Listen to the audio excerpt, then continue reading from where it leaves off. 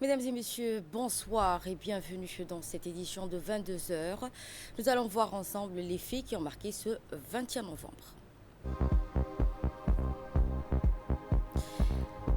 Jeu de la solidarité islamique à Riyad, Mohamed Ismail Ibrahima a été couronné de la médaille d'or. Et en Proche-Orient, des nouvelles attaques ont fait des victimes.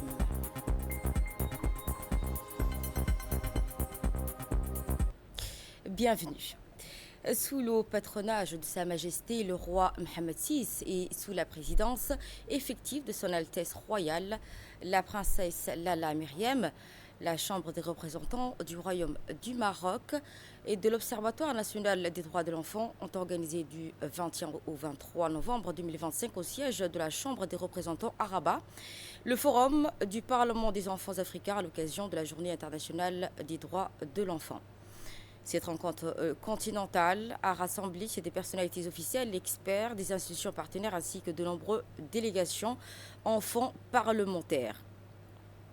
Plusieurs pays africains témoignant d'un engagement collectif en faveur des droits de l'enfant à travers des travaux ont été donc observés durant cette journée. Lors de son intervention, Son Excellence Dileta Mohamed Dileta a exprimé ses remerciements à ses hôtes marocains dans la qualité de l'accueil de l'organisation.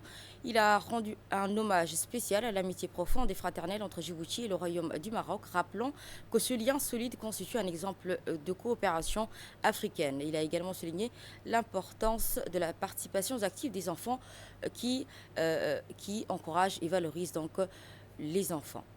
La rencontre a également vu la participation de plusieurs parlementaires et enfants parlementaires.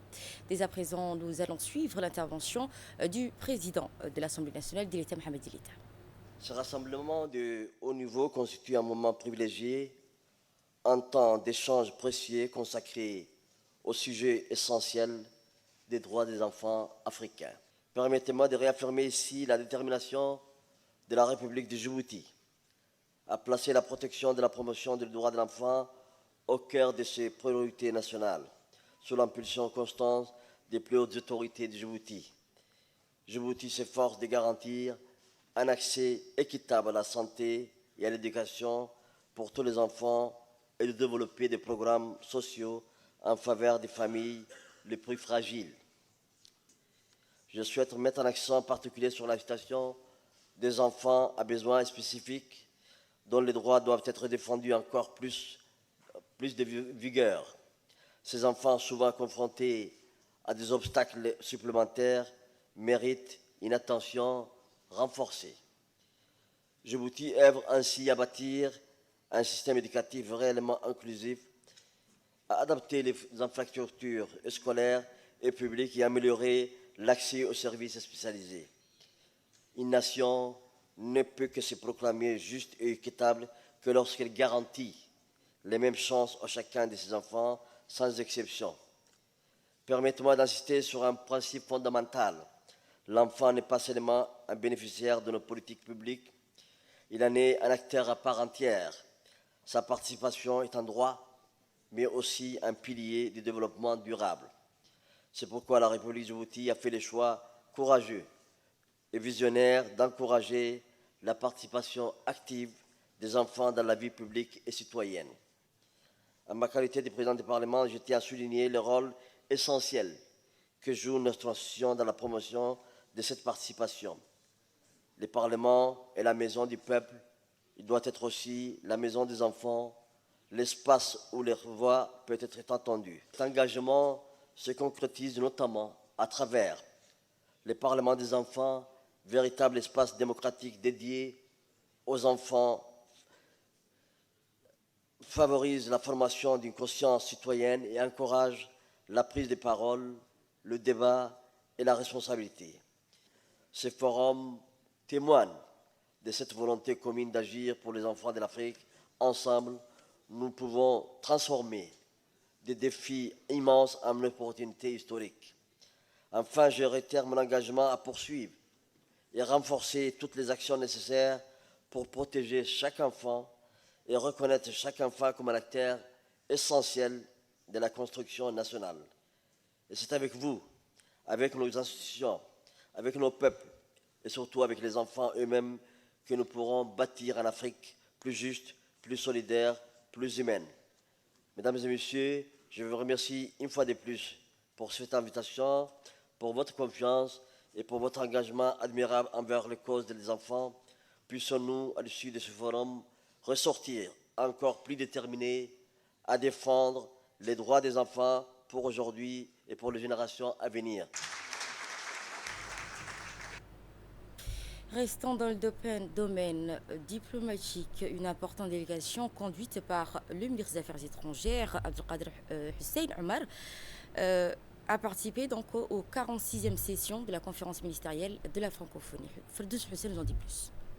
Importante délégation conduite par le ministre des Affaires étrangères de la coopération internationale, Abdelkader Hussein, a pris part aux travaux de la 46e session de la conférence ministérielle de la francophonie qui s'est tenue du 19 au 20 novembre à Kigali, au Rwanda. Cette session placée sous le thème 30 ans après la conférence de Beijing, la contribution des femmes dans l'espace francophone, ce thème a rappelé l'héritage de Beijing mais aussi la responsabilité des États membres de la francophonie en vue de valoriser, soutenir la contribution déterminante des femmes. Dans son intervention, le ministre a souligné l'importance cruciale de l'autonomisation des femmes comme levier de développement économique et social dans l'espace francophone. À l'issue de la 46e conférence ministérielle de la francophonie à Kigali, la République de Djibouti a été désignée pour abriter la mission économique et commerciale de la francophonie en octobre 2026. Tôt dans la matinée d'hier, une importante rassemblement s'est tenu donc au camp Cheikh Ousmane pour une occasion très particulière et spiritueuse. Le chef d'état-major général des armées et l'ensemble des forces de défense et sécurité du pays confondus, ainsi que les grands commandements et subordonnés ont accueilli le cheikh Abdelrachid Ali Soufi.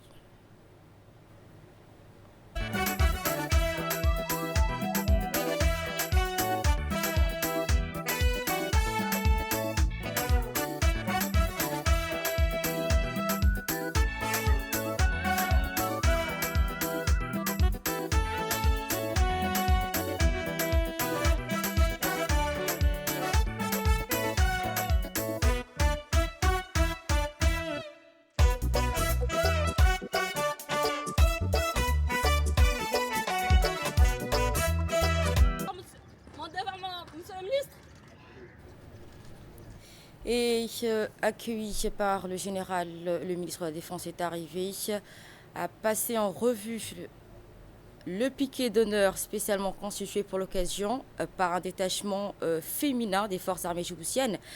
Les autorités ont ensuite pris place au dispositif en présence donc, des représentants des forces, marquant le début de cette journée officielle au camp Cheikh Ousmane. calankiyo arladu kiyayirkanayeen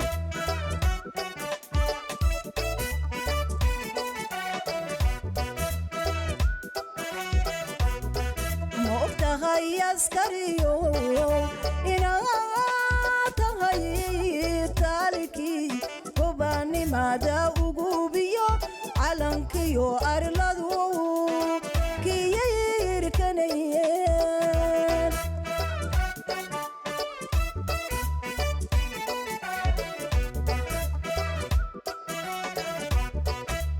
tahay awoodii lagu aarsanayay ma og tahay askariyo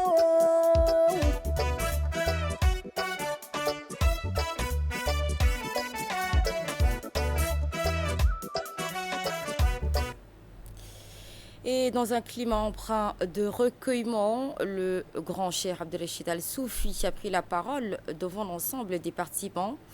Son intervention soulignait l'importance de la religion islamique et la vie des musulmans, la religion pour la vie des musulmans, soulignant ainsi la nécessité de s'y attacher fermement d'en suivre le message et de diffuser ses valeurs au sein de la société. Il a rappelé que l'islam n'est pas seulement donc un ensemble de rites, mais un véritable mode de vie fondé sur la droiture, la justice et la solidarité. Le cheikh a ensuite rappelé les notions fondamentales de droiture, al-istighfam en islam, illustrant son propos par une histoire bien connue, celle d'un homme ayant donc vendu un terrain après avoir pris possession de la parcelle et l'avoir remis en état.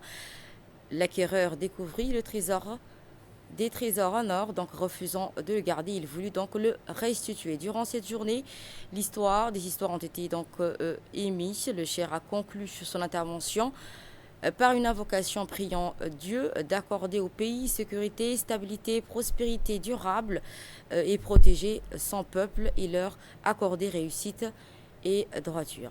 À l'issue donc de la cérémonie au camp Cheikh Ousmane, les autorités se sont ensuite rendues au mausolée pour un recueillement.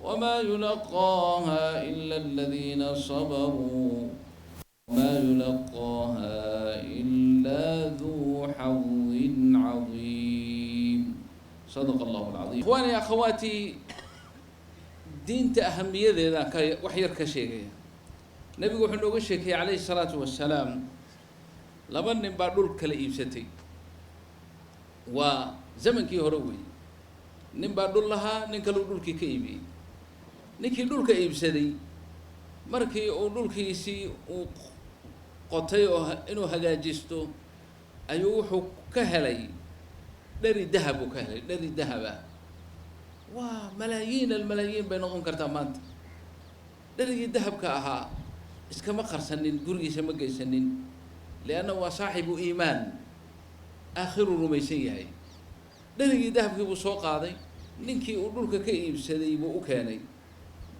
wuxuu yidhi yahow dhulkii aan kaa iibsaday ayaan dharigan dahabkan ka helay adigaana hee qaado kiina saaxibu iimaan buu ahaayo wuxuu yidhi anigu maba ogiba dahabkan aad sheegayso cid ku aastayna garan maayo aniguna malihi qaadaadaa iskale way isku qabsadeen labadii nin arrintooda waxay gaadhay maxkamad taxaakamaa buu nabigu yidhi maanta u fiirso waxa maanta quwaad iyo shurda iyo askar iyo junuud waxa la kala ilaalinay wax maxkamadda dhisan waxay u dhisan tahay laba nin oo isku haysta anaa leh iyo anaa leh maxkamad bay nimankani tageen adaa leh iyo adaa leh fataxaakama ilaa rajul nin bay u maxkamada maxay ku doodayaan dahabkan adaa iskale kii kalena wuxuu limaya adaa leh ninkii ay u tageenna saaxibu iimaan buu ahaa muusan odhan waa hanti qaran ee iska socdo muusan odhane waa sheekadii buu ka baxay wuxuu yidhi war labadiinu wax carruura ma dhasheen haa mid wuxuu yidhi wiil baan dhalay kii kalena gabadh wiilka ay gabadha isu guuriya ku nafaqeeya dahabkan inna sadaqaysta waddadaana ku dhaca arrintaasi waxa ay daliil u tahay dadku haddii iimaankooda lagu dadaalo oo dacwada laga shaqeeyo oo ilaahay la jeclaysiiyo in badan dhibkooda waa laga raysanayaa dadku iyagaa iskood intay xusuustaan aakhiradii jannadii iyo naarta intay xusuustaan ayay toosayaan waddadaas saxda ayay marayaan dowladuhu way raaxaysayn lahaayeen dhibaato ma dhacdeen nin walbaba isagaa qalbigiisa xukumi lahaa oo waddada ku toosi lahaa arrintaa iyada ah waa muhim jiddan taa aynu ku dadaalna in sha allahu tacaala tawfiiqdana allah ina waafajiyo waa iska soo gaabinaynaa hadalka dembigeenna allaha dhaafo kii waalidiinteenna allaha dhaafo waddankanna allaha barakeeyo ahla jabuuti ilaahu barakee allahuma anzil calayhim barakaatik waraxamaatika min alsamaa'i waalardi allahu barakeeyo khayraadka dhulka allahu soo saaro barakaati samaa allahu soo dejiyo amni iyo istiqraarka iyo dumaaniinada ilaahay ha u kordhiyo way haystaane allah ha u kordhiyo maxaba iyo mawadda iyo kalgacayl dhexdooda allah ha dhigo alquwaat washacbu kulligood allah isjeclaysiiyo ilaahay waxaan ka baryaynaa biasmaa'ihi alxusnaa wa sifaatihi alculaa diinta ilaahay inay wada dadaalaan dacwada inay u dadaalaan khuruuj fii sabiili illaahi iyo dikriga ilaahay iyo qur'aanka iyo khayrka allah noo sii kordhiyo dembigannana allah dhaafo دنبي والدينتنا الله نافو قائدنا الحاج زكريا الله بركي عمرك سنة الله زيادة انت كلا جنة زكريا والجماعة كلهم وزير الدفاع لما انتم كل قوادين وذا دعينينا ان شاء الله رقي دمر وادين وذا دعينين طبعا واولها وقبل كل شيء ندعو للرئيس إله سبحانه وتعالى عمرك سنة الله ديري عافيماتك سنة الله نوسي كردي ان شاء الله تعالى يدولد ويدلبا يا شعبي ويدلبا لما انتم الله نود الدمر فكل جين خير كاشين وقوة ترمينا وصلى الله على سيدنا محمد وعلى آله وصحابته أجمعين الفاتحة بسم الله الرحمن الرحيم. Et la journée s'est clôturée par une prière solennelle en hommage aux martyrs tombés pour la nation. Devant les autorités et les représentants de différentes forces, un moment de recueillement profond a été observé, marqué par des invocations et des lectures coraniques. Cette cérémonie a permis de rendre hommage au courage et au sacrifice de ceux qui sont tombés. والثلج والبرد ونقه من الذنوب والمعاصي كما نقيت الثوب الأبيض من الدنس اللهم اجعل قبره روضة من رياض الجنة اللهم اجعل قبره روضة من رياض الجنة اللهم اجعل قبره روضة من رياض الجنة واحشره في زمرة المتقين وأنله شفاعة سيد الأولين والآخرين ورسول رب العالمين اللهم ارحمه والديه وإخوانه وأخواته وجميع أهل جبوتي وجميعهم يا رب العالمين وجميع المسلمين والمسلمات في مشارق الأرض ومغاربها يا رب العالمين نسألك العفو والعافية والمعافاة الدائمة وارحمنا إذا صرنا إلى ما صاروا إليه واغفر لنا جميعا إنك أنت الغفور الرحيم ربنا اغفر لنا ووالدينا والمسلمين أجمعين الفاتحة بسم الله الرحمن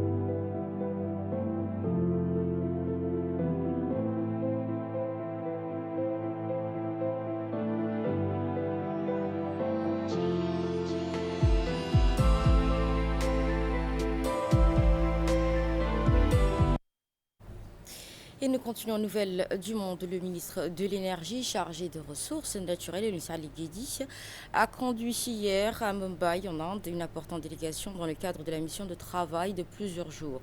Mission qui s'inscrit dans la perspective de construction dans notre pays d'une usine de production de flux destinés au stockage de bitume avec une capacité de 210 barils par heure. Dès son arrivée, le ministre a procédé à l'inspection des usines Parmar Machine and Technology, fournisseur des équipements. Il a ainsi donc pu constater de visu l'état d'avancement de la fabrication et finalisation avec les responsables de la société, les derniers détails comme l'envoi. Il est important de rappeler que cette nouvelle usine, une fois opérationnelle, permettra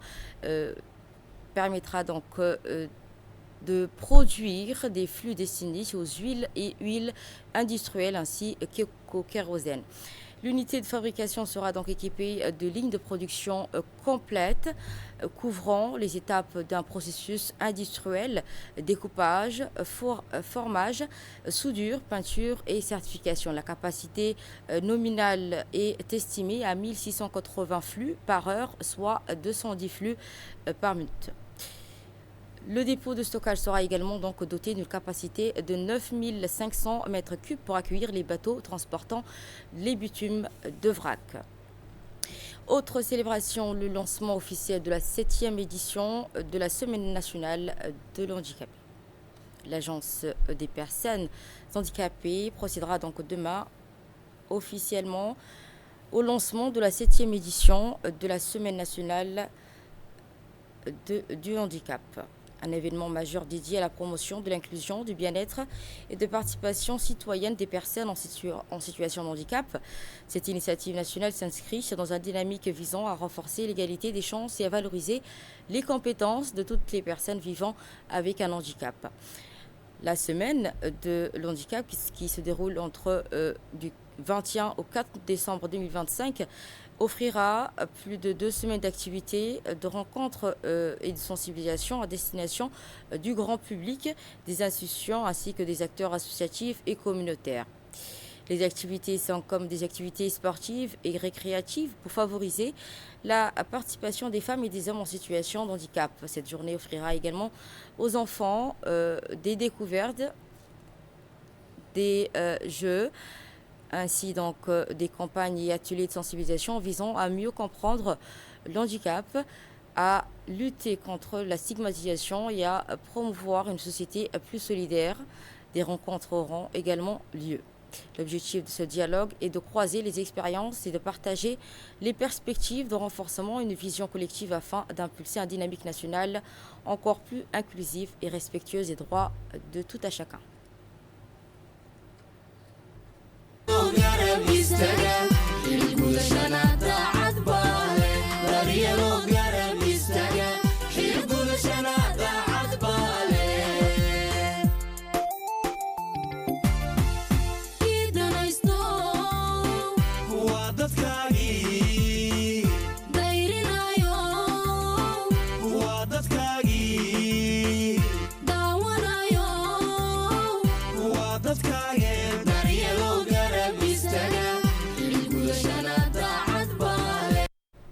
Santé à présent, cérémonie de clôture des 3 jours du Forum africain pour le soutien de la chaîne d'approvisionnement des produits de santé qui s'est tenue jeudi matin au Kempinski Palace Hotel après 3 jours d'activité. La séance finale a été marquée par une réunion élargie réunissant plusieurs dirigeants d'entreprises africaines affiliées à la CAM, ainsi que des représentants de grandes sociétés internationales de fabrication et de distribution des médicaments venus de l'Inde, de la Turquie, de la Chine et de plusieurs autres pays européens. Des entreprises spécialisées dans le transport et la logistique pharmaceutique ont également pris part aux discussions. Lors de la séance de clôture, le président de la CAM de Djibouti a présenté un exposé détaillé des résultats des réunions. Il a souligné que les experts étaient parvenus sur un ensemble de compromis susceptibles de contribuer à l'amélioration de l'efficacité d'approvisionnement, au développement des réseaux de transport des médicaments et à l'accès des produits. Il a également affirmé que le forum avait constitué une occasion stratégique d'échange et de points de vue entre fabricants internationaux et africains, en mettant l'accent sur la construction d'un partenariat durable contribuant au renforcement et à la sécurité sanitaire du continent. Je vous propose à présent de suivre une série d'interventions de ce clôture. Je me présente, Sadou Omar Hassan, assistante de la pharmacienne en chef à J-Pharma. Nous sommes ici afin de pouvoir exposer nos produits, de rencontrer des partenaires afin de nouer et de créer de possibles collaborations pour l'avenir. C'est l'unité de production de solutions injectables de la République de Djibouti et aujourd'hui on est fiers de participer au forum sur le renforcement de la chaîne d'approvisionnement. Afin de montrer notre savoir-faire, mais surtout avoir l'humilité et l'ambition de fournir les pays de la sous-région en leur mettant à disposition des médicaments de qualité. Alhamdoulilah, on est fiers aujourd'hui et on espère justement nouer des partenariats avec des entreprises et des multinationales afin de leur garantir en fait un accès à un marché immense. Et aujourd'hui, alhamdoulilah, on est fiers de pouvoir exposer cela aux différentes CAM qui sont venus de loin, nos frères des pays d'Afrique, afin de leur montrer toutes les capacités que nous avons justement pour développer ce secteur qui est en forte croissance et de devenir, Inch'Allah, un hub pharmaceutique et médical sous l'impulsion de notre directrice générale. À qui on rend un grand hommage et qui nous pousse au quotidien pour pouvoir essayer de mettre en place tout ce système. Inch'Allah, on va y arriver, Inch'Allah. Nous avons terminé le panel de discussions scientifiques hier après-midi. Ce matin, nous avons consacré la matinée aux rencontres des différents partenaires, différents fournisseurs qui sont venus. Donc, nous avons organisé une session de B2B afin que les gens puissent échanger les contacts, puissent échanger sur leur expérience et créer des liens et nouer des relations. Donc toute la matinée de ce matin sera consacrée sur ces discussions-là. Cet après-midi, nous avons également prévu de faire une visite de notre unité de production J-Pharma, où beaucoup des centrales d'achat qui sont venues nous rendre visite et qui sont venues dans le cadre de ce forum souhaiteraient connaître pour être des futurs clients de la société J-Pharma. Et nous allons à Riyad. La délégation djiboutienne a brillé une nouvelle fois sur la scène internationale Après avoir remporté la médaille d'argent aux 3000 mètres splitting, le jeune athlète talentueux Mohamed Smaïl Ibrahim a créé un nouvel exploit en décrochant la médaille d'or aux 5000 mètres lors de la 6e édition des Jeux de la solidarité islamique à Riyad en Arabie saoudite. Un moment fort, empreint d'émotion, a été marqué lors de cette cérémonie. Le retentissement de l'hymne national dans le stade. Le secrétaire d'État, chargé au sport, Hassan Mohamed Kamil, a chaleureusement félicité M.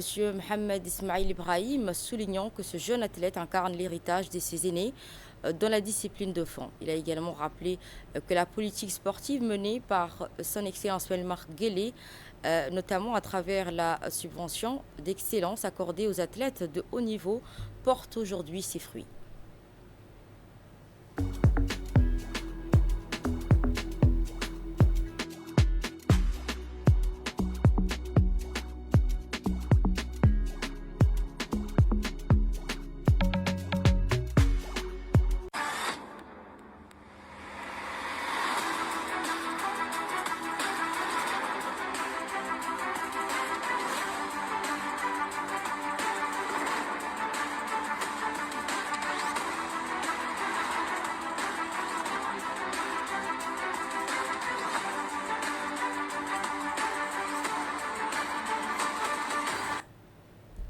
Et nous passons à la remise de médailles lors de la cérémonie officielle de remise des médailles du 5000 mètres au 6e jeu de la solidarité islamique. Riyad, l'athlète djiboutien, a été honoré par sa brillante victoire à travers la médaille d'or.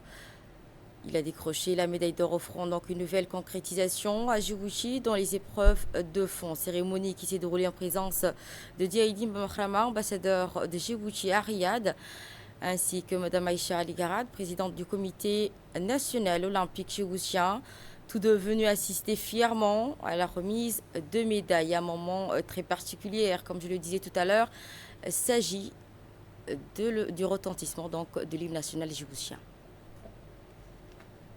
This time of 13 minutes 46.12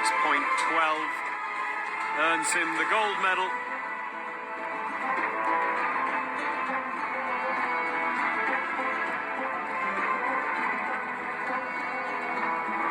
Winner of the men's 5,000 metre final,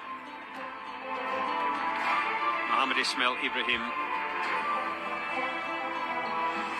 of Djibouti. We will now have the national anthem of Djibouti. Ladies and gentlemen, please stand if you're able to for the national anthem of Republic of Djibouti.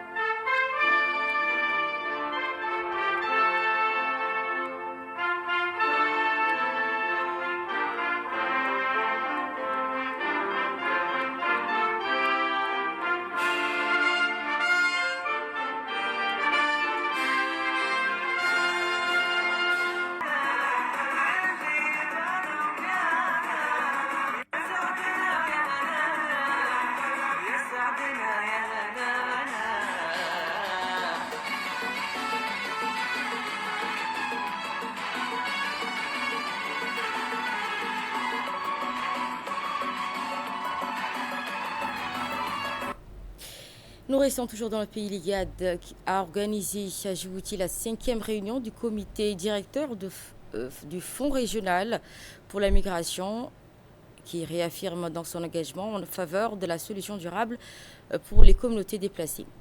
En effet, l'autorité intergouvernementale pour le développement a tenu à Aïla Hotel la 5e réunion annuelle du comité directeur de fonds régional pour la migration, instrument phare soutenu par le gouvernement de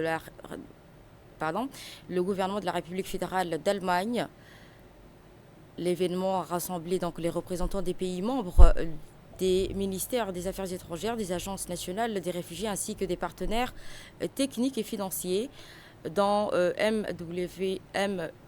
BMW, le ministère fédéral allemand de la coopération économique et du développement, le KfW, Banque de développement public allemand, et le GIZ, Société allemande de coopération internationale. Selon le rapport présenté au comité directeur, les avancées significatives ont été enregistrées notamment dans la région d'Ali Sebieh, où les lycées techniques a été entièrement réhabilité et agrandi avec des salles de classe, dortoirs, blocs administratifs et cantines, et autres centres de développement et de marchés communautaires d'Ali Sebieh. Dans une allocution, Mme Yasmine Djamma, sous-directrice de l'organisation régionale au ministère djiboutien des Affaires étrangères, a salué le résultat obtenu à Ali Sebieh et à Ali Adé, projet qui renforce les infrastructures publiques et concorde donc avec l'intervention de l'IGAD. Dans son discours d'ouverture, l'ambassadeur Moussa Megag, directeur de la division de santé et de développement social de l'IGAD, a rappelé l'une des initiatives les plus impactantes de l'IGAD étant donc d'améliorer la vie des réfugiés et migrants dans les communautés autres, dans les zones frontalières et les régions isolées. Il a souligné que cette réunion constitue un moment clé pour évaluer les progrès tirés des leçons d'intervention en cours et redéfinir les priorités stratégiques pour l'année à venir. Selon le rapport présenté du comité directeur, des avancées significatives ont été enregistrées, notamment le lycée technique qui a été entièrement réhabilité, un centre de développement communautaire pour les réfugiés et communautés hôtes est finalisé. 2 marchés communautaires à Ali Sebieh et à Ali Adé sont en phase finale de construction. Ces chantiers ont généré plus de 350 emplois temporaires, renforçant les moyens de subsistance et la cohésion sociale entre la population et les réfugiés qui y habitent. Autre intervention dans une déclaration formelle, le secrétaire exécutif de l'IGAD a rappelé que la région connaît des flux migratoires complexes et des défis croissants liés aux déplacements forcés. Face à ces défis, nous avons mis en place des systèmes de réhabilitation, d'une coordination renforcée, des solutions innovantes pour accorder donc une vie décente. Nous restons donc au pays. Toujours hier, au Palais du Peuple, l'ONG PLA, en collaboration avec la délégation, une délégation de l'Union européenne à Djibouti, a organisé une série d'ateliers visant à renforcer le rôle des organisations de société civile dans le développement socio-économique et la gouvernance locale. Les ateliers ont été ouverts par le secrétaire général du ministère de l'Intérieur, Suleiman Moumine, en présence des représentants de l'Assemblée nationale et de la société civile. Des travaux se sont articulés sous 3 thématiques: la valorisation, la contribution au développement socio-économique, la promotion du genre, l'inclusion sociale et le soutien aux personnes handicapées et le renforcement de l'environnement juridique et la gouvernance de l'OSC. En marge de ces ateliers, une conférence débat a réuni des parlementaires, autorités locales et représentants. Cette rencontre qui a permis également des échanges constructifs. Voici une série d'interventions qui englobe donc le sujet. On est là dans le cadre d'appui de la consultation des dialogues entre le OICS et, avec leurs partenaires européens, pour savoir quels sont les défis qui concernent le genre ou le renforcement à l'intégration du genre. Voilà les questions principales auxquelles on a discuté aujourd'hui, et plutôt savoir les principes barrières qui entravent l'inclusion sociale. Voilà les principaux discussions qu'on a eues et les solutions auxquelles il faut savoir à la fois les questions du genre et plutôt dans un autre aspect pour dire les personnes, comment dire, des groupes vulnérables aussi. On a parlé de cet aspect-là, comment les associations peuvent intervenir dans une inclusion sociale qui permet plutôt à une compétence juridique et établir les associations civiles à Djibouti. Aujourd'hui, on est là pour ces projets qui est la consultation au dialogue politique des OIC avec la délégation de l'Union européenne à Djibouti, avec les parties prenantes.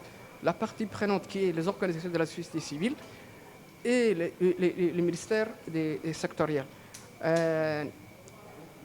Je voulais remercier aujourd'hui les parlementaires qui sont positivement répondus à nos invitations, la société civile djiboutienne, les organisations de la société civile djiboutienne, le ministère de l'Intérieur.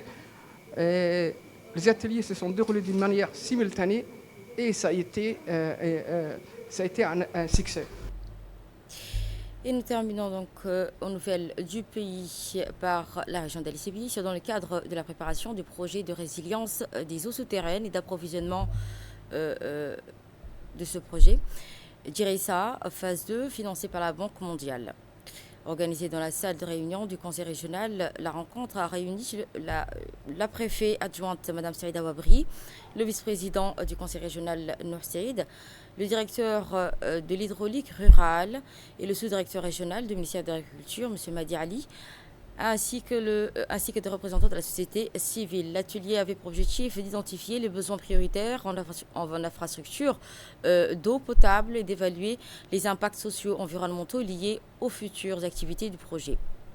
Après Ali Sébi et Arta, les consultations se poursuivront donc dans les 3 régions restantes, dans Dikil, Tadjoura et Obok, afin d'assurer une démarche inclusive avant le déploiement opérationnel du projet d'Idersa, phase 2, projet stratégique pour le renforcement de la résilience hydrique du pays.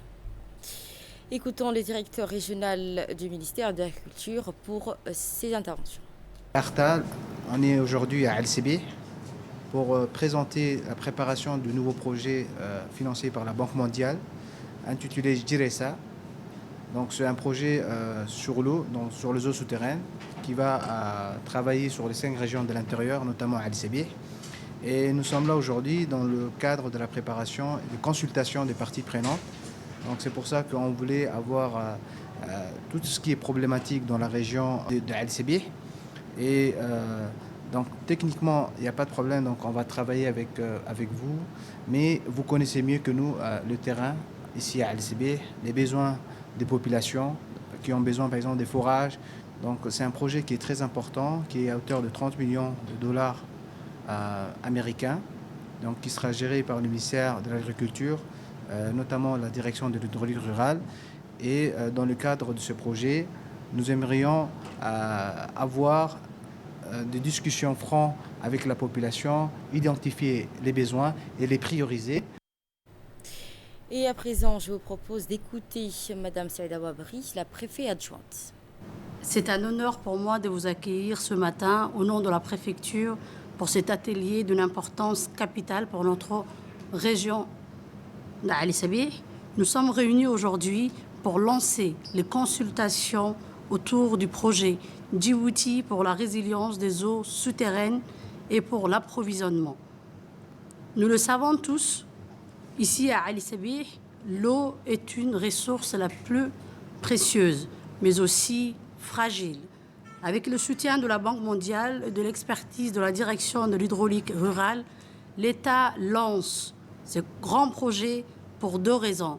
Protéger nos sources, mieux surveiller et gérer nos nappes d'eau souterraine pour qu'elles ne s'épuisent pas. Améliorer l'accès, s'assurer que l'eau arrive jusqu'à nos populations de manière régulière, même face aux défis climatiques. C'était dans les titres « Attaque étendue israélienne à Gaza, des martyrs à Khan Younis ». Le bilan n'est pas encore établi. Les forces médicales palestiniennes ont annoncé ce vendredi matin la mort d'un Palestinien sous les tirs de l'armée d'occupation israélienne dans la ville de Khan Younes. Le Premier ministre israélien Benjamin Netanyahou a déclaré que son gouvernement ouvrirait bientôt le passage de Rafah après la récupération des corps des derniers otages à Gaza. Entre-temps, l'armée d'occupation israélienne a lancé à l'aube d'aujourd'hui une série de raids aériens accompagnés d'opérations de démolition, de bombardements d'artillerie et de tirs nourris visant plusieurs zones situées derrière ce qui est connu comme la ligne jaune dans la bande de Gaza. Ce sera tout, auditeurs.